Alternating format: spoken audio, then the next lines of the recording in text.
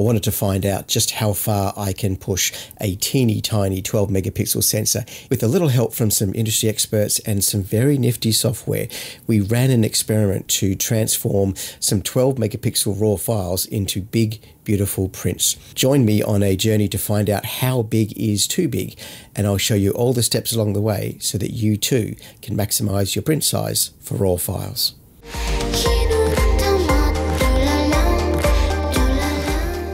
It wasn't that long ago that my friends were shooting professional images on DSLR, and sometimes with a modest 12 megapixel sensor, like in the Nikon D700 for example. That was actually over a decade ago, and I'm probably just showing my age now. But it's true, there was a time when we all thought that 12 megapixels was plenty. These days we take for granted the choice of 24 megapixel cameras that are on the market, and many full-frame sensors are close to or exceed 50 megapixels. But there are some really good cameras being released today with only 12 megapixels. And that's because they're primarily designed for video instead of photography. 12 megapixel full frame sensors deliver amazing results for 4K footage. The Sony ZV-E1 is just such a camera, and I spent 2 months in the Himalayas recently capturing video and stills in 12 megapixels with this model. For the life of most photos these days, 12 megapixels is definitely more than enough. Posting to social media, building a website, or printing a personal book from your travels is really no problem at all. I've had 12 megapixel images published as a DPS in magazines before. Last time I did a shoot for National Geographic, they stipulated 18 megapixels as the minimum sensor size they will accept. So it does depend on the publication. The more I've looked through the images from my recent Himalayan journey, the more I felt the need to exhibit and share some of that magic with the rest of the world. But would 12 megapixels be enough to hang on the walls of a gallery? My first step was to get some advice from folks who might know a lot more about this than myself. For roughly 30 years, I've been getting prints made at a little shop in Melbourne called Prism Imaging. They've been just amazing to work with over the years, and all of my exhibitions have been printed there.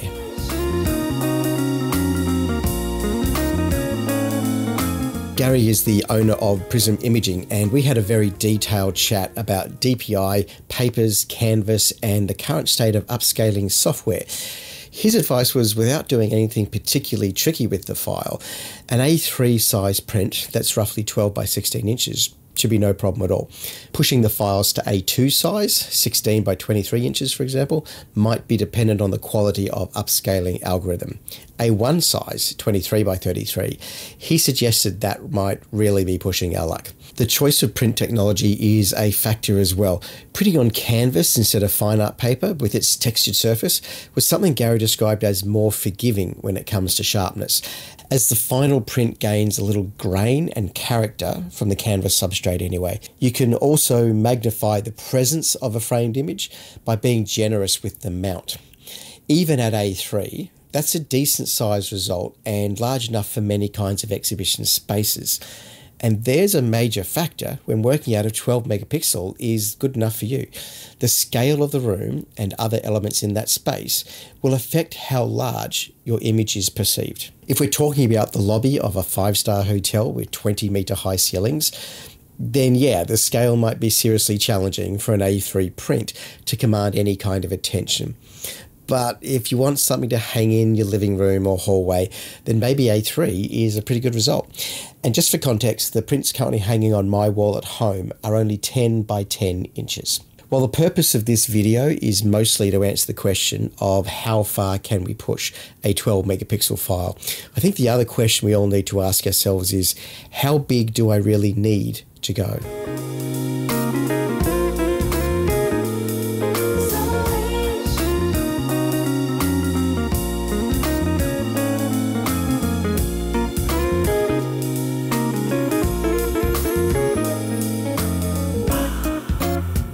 The magic sauce for this experiment is a piece of software called Upscayl.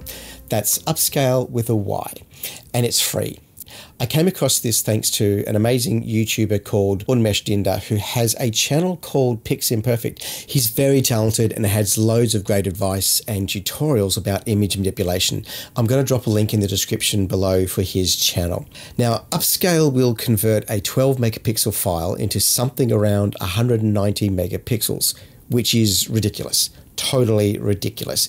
12 megapixel becomes almost 200 megapixel. And for my ICM images, this stuff really, really works. These images are tonally very gentle, but every so often there's some edge detail retained during the ICM process, and that is essential to the character of the capture. As it happens, Upscayl's default algorithm fits this scenario perfectly. I found myself zooming into the enlargement and just marveling at how some of the textures are retained and magnified, while the gentle hues are kept smooth and free from noise or artifacts. I was very happy with that result.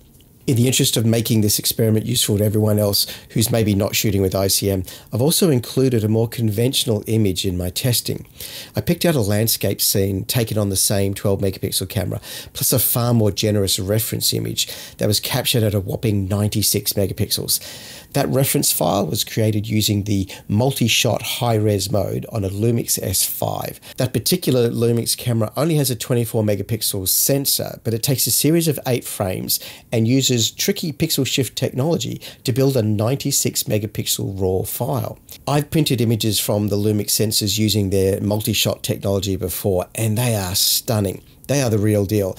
By adding this 96 megapixel image to the collection, I'll have a non-upscaled reference image to compare side by side with my upscaled 12 megapixel files. Landscape scenes live and die on their detail and fidelity, so I knew this was a much bigger ask compared to my abstract ICM work. I also knew I'd need to tweak a few things with the upscaling algorithms. I worked my way through all of the algorithms and gathered up a complete set that I could compare side by side at 100%. And the good news was, one of those algorithms looked a treat.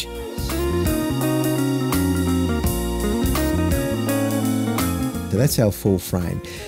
The reason I picked out this rock is because it's got good detail in the rock. It's a good crisp part of the image. This frame, by the way, this was a 1/5 of a second frame handheld. I'm standing on a bridge. The wind is howling here. The wind was just incredible on this day. It's taken at f8 or something like that, I think. But it's 1/5 of a second handheld. So the stabilization in camera is doing a great job. This on the Sony ZV-E1. Excellent little camera, a fantastic video camera. And for stills photography, that stave is fantastic if you're okay with 12 megapixels. We're starting with the 12 megapixel on this one. You can see we're at 400% on that image, and it looks chunky. We got pixelation. Now we're going to the first algorithm with Upscayl, and you can see it does an interesting job. There's some bits where it does seem to extract some detail, and other bits that just look really soft. And you can see it's pretty good, but it's not really what we're after. Next algorithm, Ultramix. I find this is a bit posterized, like it's going into detail in these sections here, but it's not quite the look I'm after. It's definitely smoother. In some ways it's over smooth. And the next one, Remakri, just really looks like it's been smoothed more than anything else. Doesn't have as much punch as either of the other two algorithms. When we get to Remakri, it just looks soft. It's probably not too bad for a canvas output, because it's no longer pixelated, it's a bit smoother. It's not quite what I was hoping for. The surprise packet, this one here, the ultra sharp. You can see the water in the background, and the water here actually comes up really, really well. Like, it looks nice. And the detail in the rock, it looks like it's had a bit of diffraction. It looks a bit like newspaper print, the way that the inks overlap. I don't mind it. And if you compare that back to our original 12 megapixel at 400% and then drop into that ultra sharp, it's actually a very effective way to do it. I don't mind that at all. And here's the final version to compare with the 12. That's at effectively 192 megapixels. You don't see the difference until we zoom in. And if you take that in all the way to 100%, you start seeing how it is that they're actually building that image and building some detail into it. The challenge with upscaling is simply finding an acceptable way to handle the degradation of detail. Sometimes it's possible to generate details that didn't previously exist. Often the AI component of software can be good at things like building out detail in a human face. Other times it might be that smoothing out the gaps is more sympathetic to the image style, and that was certainly the case with my ICM images. But for the kind of textured detail you get in a well-focused landscape image, you need a different solution. And it turns out this particular algorithm from Upscayl does that pretty well. At least it looks that way on the screen. Now we need to see how all this translates in print.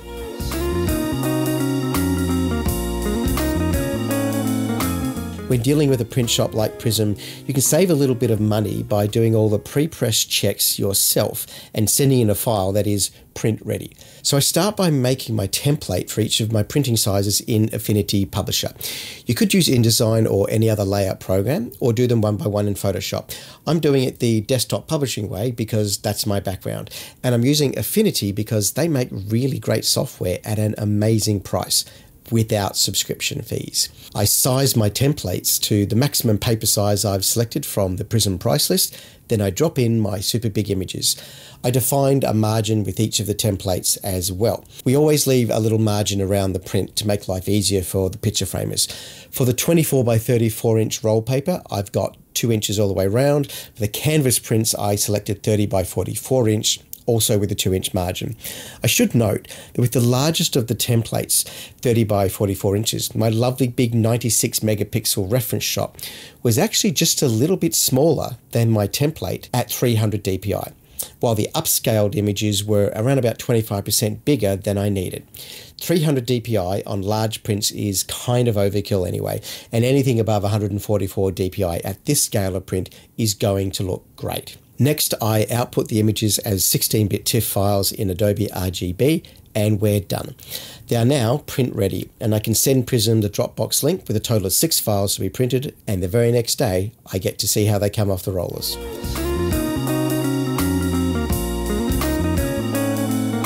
First time I saw the prints come off the roller, I was pretty excited.